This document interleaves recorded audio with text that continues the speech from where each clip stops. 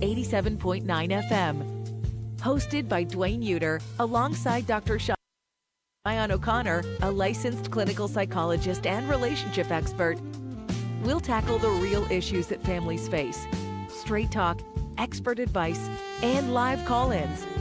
Got questions? We've got answers. Tune in and let's build stronger families together.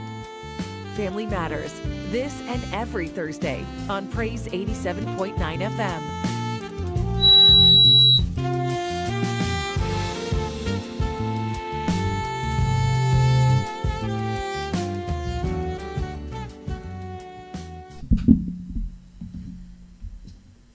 It's Right Start on a Family Matters. Right Start on a Thursday morning. Family Matters. Right now we have Dr. Cheyenne O'Connor and Mrs. Sophie Hamilton. Good morning. Good morning. Wonderful to be here again. It is. Yes. It is. And I had I think that's your either you put it on or you don't put it on. Yes. We have had such a great weekend. It was a weekend for the mothers. You know, it's always for me. It's always interesting. Two things. You have 1 more month for the female. Yeah, you have 1 whole month for the children. Yes. No, one. Yeah, and the only person involved in that is the mother. Yeah. Is that so? Yes. Yeah. Okay. They have the month for the children, Right. and within that month you have Mother's Day. So you want them to move Father's Day to May? Or move children month of June. Yeah. Well. Or do 2 weeks each? We'll consider. Morning, everybody. It's a pleasure joining you this Thursday morning again. Wherever you listening from, we're happy to have you on board. I think this morning I woke up and the sun was just coming over the trees. Yeah, and it was cast a long, beautiful golden shadows across my lawn. And I think what a beautiful morning to be alive and to give God thanks and praise for His mercies, fresh and new every morning. And for those of you who are waking up to Family Matters, we trust today will be a special day for you, as this morning we continue to focus on building family ties. Yes. We started that 2 weeks ago. 2 weeks ago, yeah. We're looking at intimacy within the family, and of course, Sophia is very much here with us, our educational psychologist at the Institute for Essential Care, and I'm sure we'll be going through some of the challenges of getting family together. It's an interesting time doing that we're in, and I was thinking about it this morning. Years ago in the 80s, when we were getting more accustomed to computers. 1 second, I see Sophie just look at me like I should know about it. You should know about it. like I should know about it. I should know about it. I'm fully aware. Yeah, you should be. Yeah. So I remember when, we were learning computers in high school, for example. And you learned high school? Yes, I learned computer in high school. There was one computer lab in my school. Oh man, yes, I started learning And that. about 3 computers. Yes. But the idea at the time was that, when we get fully computerized in our societies and our workplaces, we'll have much more time with the family, because computer will do most of the work that we're doing, and less paperwork. It is automated, and that's the kind that was sold to us. Boy, they could be wrong. It's more wrong. I mean, the more computerized we are, the more high tech we are, is the less time we still have as a family, because most of the time is now being spent on the computer. We are losing family connections with our children, for example. Long gone are the days when children and parents spend a lot of time together. Even in way back in the 60s, 70s, when people do more agricultural work, families used to be on the farm, right? The children, the mother and the father on the farm, whatever they're doing, they are together. And so the family bond was stronger than it is now.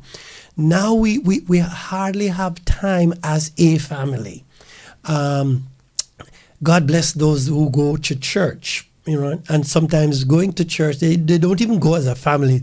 They go like Ananias and Sapphira, you know, and the husband go early in the morning, and then the Bible says 3 hours later, the wife is coming in, and then, you know, with the children. And so even that, we don't travel together. There was a time when we felt, okay, if you have one vehicle in the house, then, you know, it would force the family to travel together.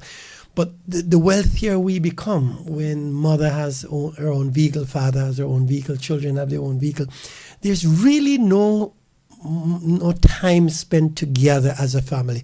And I think it is impacting the society in a very negative way. It is impacting the children as they come Absolutely, up. Yeah, yes. I hope I will talk about that this morning. And so I think if there's anything we would like to do in this session this morning, is to see how we can come up with ideas and suggestions that will build back the ties in the family, the intimate ties in the family, family time. And so we want to speak about that. And I think Sophie is going to share some of those tips with us.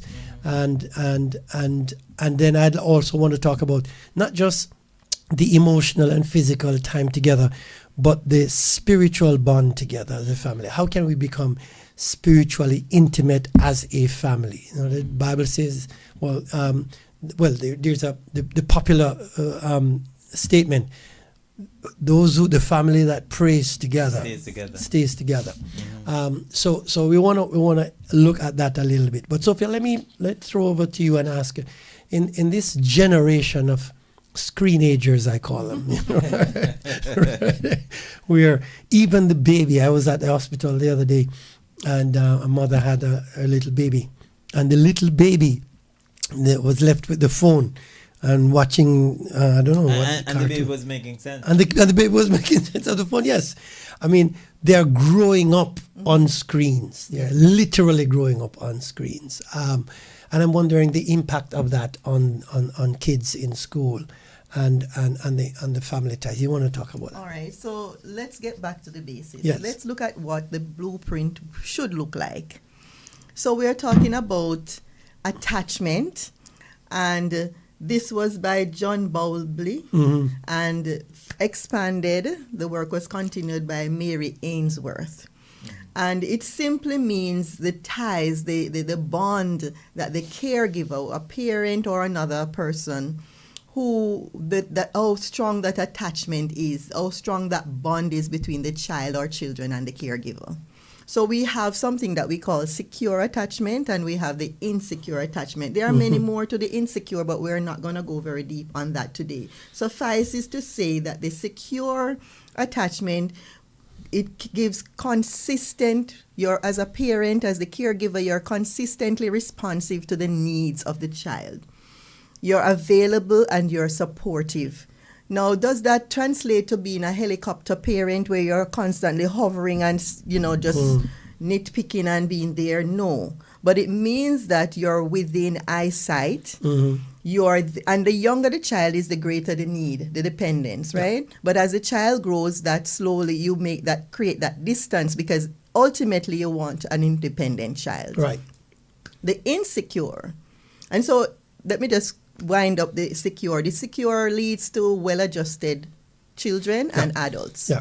So the insecure, it means that you're inconsistent, you're neglectful, or you're overly intrusive or harsh. Because some of us from one are extreme there, to the but other, we're very punitive, and we're very critical and harsh with our words and actions. And so this develops insecurity in the children. They are unsure. They have this lack of confidence. It leads to dependency. They very low self-esteem and emotionally dysregulated. And then that translates to children and then adults who cannot manage their emotions, and tend sometimes to lead to very problematic relationships in the future. So when we don't have the attachment right, we don't have healthy, secure attachment, right. And by that we mean spending that quality time with the child. Yes. But at the same time keeping that balance, right? Because there are some parents who they are overly Right. Loving and overly protective and overly, they go to an extreme, Yes. and they don't have that balance in terms of giving the child some level of independence at Right. times so that the child can grow And learn to think on their own and to problem think. solve. Yes, and learn to think. So the child become dependent, Yes. basically. They and you're saying that the opposite of that. You do have another. You do have another type of attachment, which is the insecure attachment.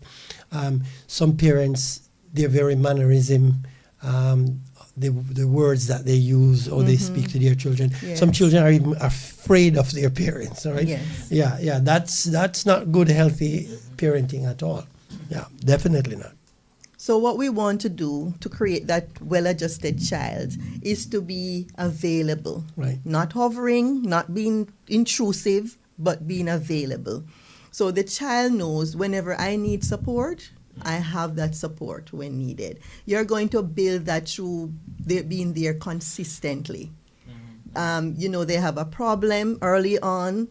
You walk them through how to solve the problem. So you verbalize how you're mentally processing that problem solving strategy. Okay, so I don't seem to know where my bag is.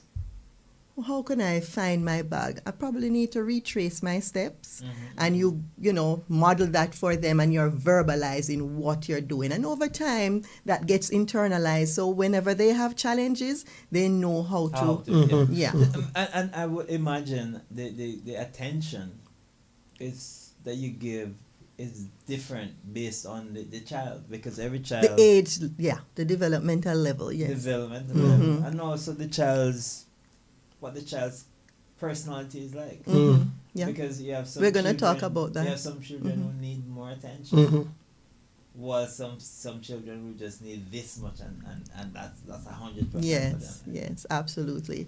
So you want to parent using boundaries with love. So you're going to put the boundaries in place. This is what I expect of you. This is what you can expect of me. So it goes both ways. And we had a very interesting conversation last night about parenting with boundaries. Yes. So I posed the question, what do you do when your child throws a tantrum in Hurleys or Fosters because they want the candy and you're not giving it to them? And they're bawling and throwing themselves down on the ground. And we've traced it back to saying that you need to have laid that ground rule before you get to Earlys and Fosters. And one parent was sharing that from early on. And I went back to en utero. From the child is in the tummy, you said you yourself as the mother have a routine that you follow so that the child learns from then to be regulated. And when the child is born, and I'll just jump in with the example from the other parent now, she said from early on, she told and explained to her daughter how she expects her to behave when we go to the supermarket.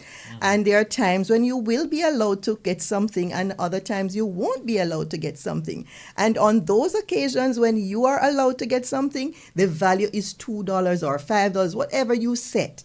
And you allow them to make decisions. So she goes in there and the child wants 3 things, but that exceeds the limit that was set.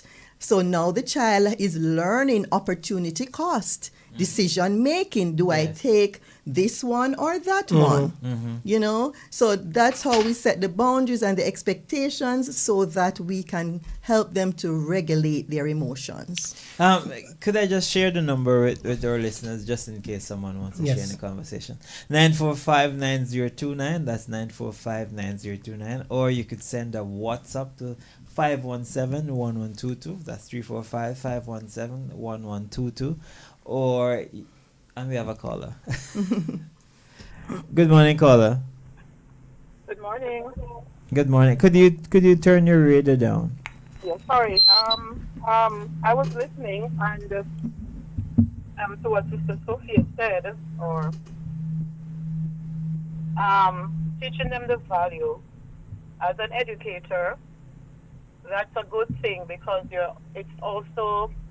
you're integrating right there, teaching them some math while they are learning to shop, and they're practicing their addition, their subtraction, and stuff like that. Yeah. So it's also helping mathematically. Yeah. I wanted to say that's a good way to integrate some math while shopping. Yeah. Telling them the value, giving them the amount they can spend. Yeah. So here they are taking up 3 items that may cost $3, and they know that they only have 2. So what are they going to do? So that's helping them as well. You know. Amen. That's right. That's right. That's a very good Yes, point that is being absolutely. made. The many benefits that that can be had when you implement that. And you're developing your linguistic skills as Yeah, well, your yeah. negotiation and being able to compromise. So many facets to that one act. So many. Yes. But I like the math because we Yes. tend to shy away Yes, from the math. from the math piece. We're And afraid of the math. Very good. That's a Yes, very so that's insightful very insight good. of the vision. Yes. All right. I just wanted to share. Thanks, everybody. Are you a Thanks, math Paula. teacher? Thank you. So this is Lisa. And, this is Lisa. Okay. All right. So I like to Wonderful. add All of them. All right. I like to add another piece to that. Back to that Hurley's or Foster's, right? When the tantrum is thrown. Yeah. So from a psychological perspective, my advice to the parent would be, do not succumb to the demand of that tantrum child. Yes. Yes, because that's going to be your new order. Yeah, exactly. We call it reinforcement, right? Yes. Right. So if that child throws that tantrum and you feel embarrassed, oh my God, this child has embarrassed me, so let me give him the candy so that he'll be quiet. No, what you're actually doing, you're rewarding the child Yeah. for Negative that behavior, right? yes. And so what we have you're positively reinforcing a negative behavior. Right. All right. And what will happen is that the behavior will be repeated. And you're giving up control. Yeah. Oh yeah. Sure. And so what I say to parents in that instance is that behavior is not a criticism of your parenting skills. Precisely. And if you go look at it from that perspective, you can practice your self-regulation. Yes, you as the parent, practice your self-regulation so that you keep your head clear so you can make good decisions. If you get angry and embarrassed, you're shutting down your prefrontal cortex and you will not make rational decisions at that point. And may get yourself in trouble. Yes, because you might, do something you regret. Exactly. So I tell people that nobody drives my car from outside. If I'm driving, You have to be inside. if I am driving and you're outside, you can't drive my car. That's right. So you could honk your horn as loud as possible. That won't dictate what I do. That's right. So if I have this situation and my child is behaving that way in Hurley's or wherever, supermarket, wherever, in church, Yes. wherever, it will not dictate how I parent my child. It doesn't matter how I think people think I should feel, or that doesn't, as you said, it doesn't affect my parent. It doesn't define my parenting Exactly. skills. Can I just say that here, though? If I should elevate the tantrum scenario from a 3-year-old in Early's or Foster's to a 23-year-old in a relationship, right? Yeah. Because people throw tantrums in relationships Absolutely. as well. All right? And the other parties just don't know how to respond to it or give in to it. Right. You never do that. You never reward negative or undesirable behaviors, right? So if we're in a relationship and the other person throws a tantrum, I'm going to kill myself or I'm going to do this. No, you never give in to that stuff. It is appropriate to say, hey, that kind of behavior is not healthy. It is not something that I consider to be worthy of you. All right, I don't want to participate in a behavior like that. We are rational beings, and if there's something you disagree with, we can sit down and talk about it, right? And so you correct the behavior even in an adult relationship, and do not allow individuals to use their negative behavior to control you. You know something? I'm glad you said that, Dr. O'Connor, because there are children who were not fixed. Precisely. That's the point. Who grow up into exactly adults, the point. and this has worked for them. Exactly the point. And that we'll call And it that again. translates, That's yes. conditional, right? Yes, they, yes. they were conditioned to believe that this behavior, this pattern of behavior, Get has- you through. get you through Yeah. precisely, and they will do it in high school, and they will do it to the teacher Yes. at school, and they'll do it in a relationship, and come And on they the do it job, on the job, and they come on the yes, job, and they yes, do it, yes. and so correcting that behavior is very important. If you're just joining us, we're in Family Matters. We're dealing with building ties, stronger family ties, and Miss Sophia Hamilton was taking us through some of the things that can be done to help to particularly bringing the ties between parents and children. Yes. How you bring parental intimacy with your children. So I want to look now, as Dwayne had spoken about temperament and personality. Yes. So temperament is a biological marker. You are born with that disposition, while a personality is shaped by the external Environmental influence, your factors. socialization, right? Yes. So you have three main types of temperaments. You have the easy or flexible temperament. So this person is generally happy, they're adaptable, they're regulated, they have regular sleeping and eating patterns. They're generally more calm, not easily upset. They're comfortable in new environments, new social situations, and meeting new people. So for this type of personality, temperament rather, you're going to want to be that person who supports and give the needed attention and affirmation, but you're not going to helicopter parent that child. They don't need it. They're quite happy with themselves. They know who they are. They're confident. So you just want to make sure that you're there, you're available. Don't overlook the need, though, that they have needs. Because sometimes, because they seem so independent, we tend to just let them do their thing and we do our thing. But please let them know you're available and provide new experiences to challenge and support their growth. So, for example, you have a child who is going to fosters or going to high school. They're comfortable learning something new, meeting new teachers. Transition for them from primary school to high school is much easier because they are open to meeting the new teachers, learning the new subject areas, and they are not likely to throw a tantrum. When it gets difficult is the ones that we call the difficult or feisty temperament. So they have intense reactions to change. Yes. And they're the ones who will have the mood swings and throw the tantrums.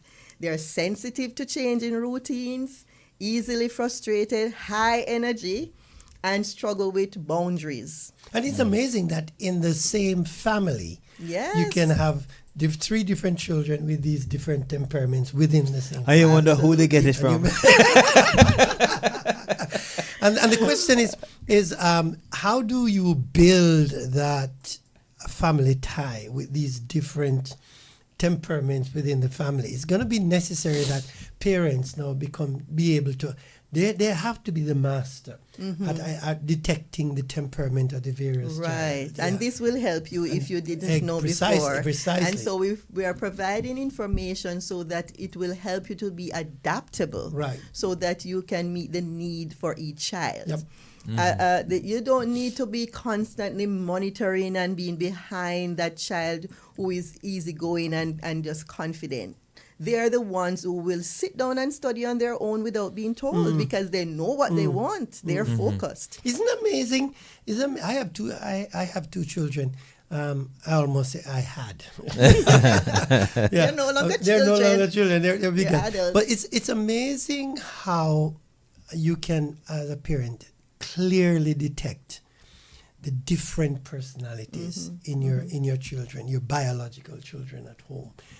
You can see the very distinct, clear personality, and know exactly what will appease one and what will not appease the other, and be able to work around them. It's a fascinating science that you have to, as a parent, that you develop. Because parents, if you ask me, all parents are scientists, right? Because they learn so much from their And children. all children are And all psychologists. children are psychologists, precisely. If you're just joining us, we're talking about family matters, and we're looking at building the intimacy within the family. we're looking at the different personality types and the attachment types of children, particularly between parents and children, how we build that.